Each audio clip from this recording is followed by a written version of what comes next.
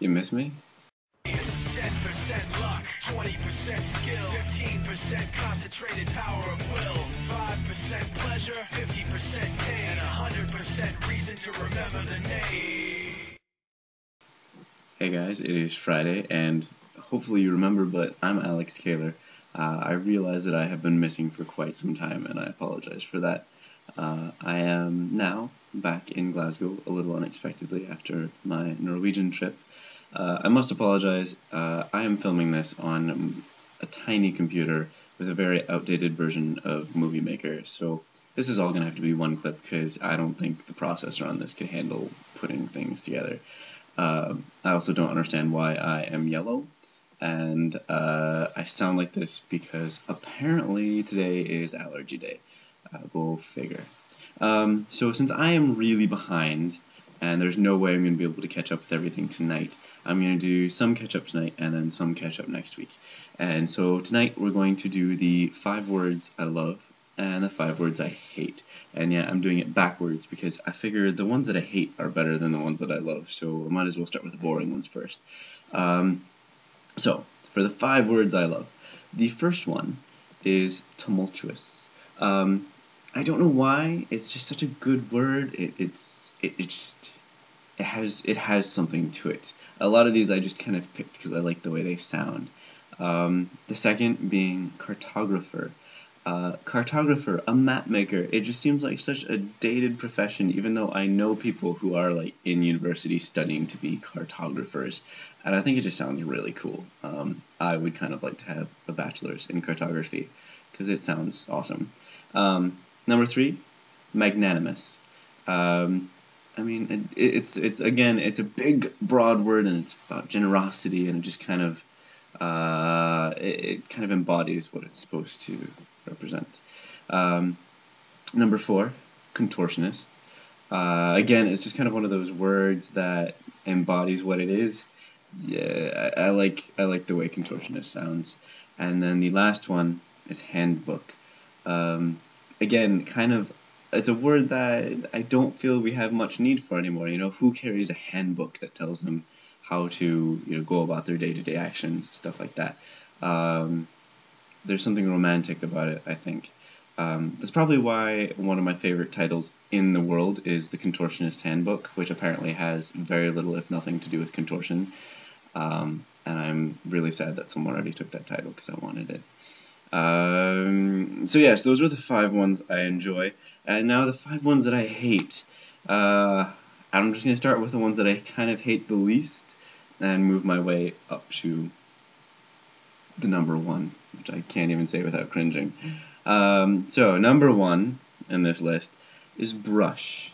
Now I understand brush as a word isn't that bad, but you have to understand I have this strange thing where the sound of bristles sends chills up my spine. I can't listen to people brushing their teeth. I can't listen to people, say, using one of those push brooms on concrete.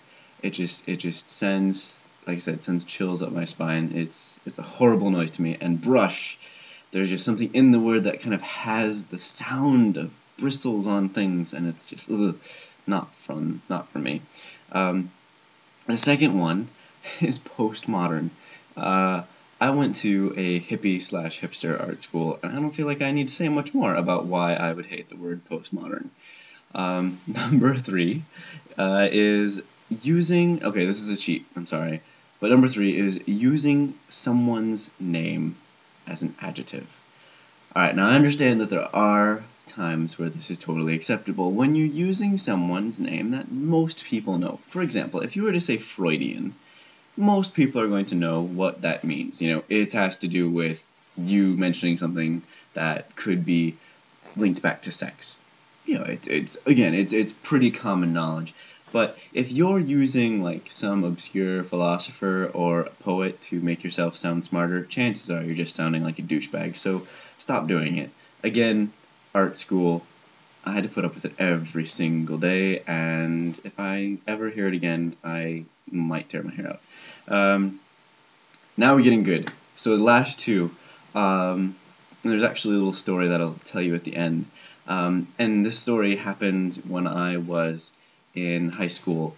some friends and I were actually talking about our most hated words, and a good friend of mine used these two. So, not the worst, but the second to worst word, in my opinion, is nipple. There's just no way to say the word nipple without being awkward. You can be talking about the nipple on a baby's bottle, but it still sounds awkward and unpleasant. And I'm sorry, the word nipple will always just not sit well with me. And the last word, which apparently I made people actually gag / cringe when we were posting this around behind the scenes with the rebels. The last word is moist. And again, this is just one of those words, it's like the great mystery. It seems to be like the word that everyone hates, and I don't know why. There's nothing wrong with the word moist, but maybe it's the vision, the sensation that it brings up. There's just no way to use the word moist in a sexy or not disgusting way. You're welcome to try, just please don't tell me about it. So the story about these two words was my friend is an artist, and he decided that just to spite all of us, when he became a famous artist, he was going to take on the pseudonym and have his last name be Nipple Moist, because combined, those two words are just disturbing as all hell. So, yes, if you want to freak out your friends, just start calling things Nipple Moist and see how you get on. So that's this week. Again, I'm sorry this is kind of a crap video. Hopefully next week I'll have my real computer and can take a quality shot and do the dating one, which I'm still kind of devising, but it should be quite good. So yeah, I did a recap of my travels over at my blog. You go check it out, and I'll put more photos up over the coming days if I'm not trampled in the Orange Parade / hopefully no riots tomorrow. Yeah. Have a nice night, and I'll see you guys soon. Bye.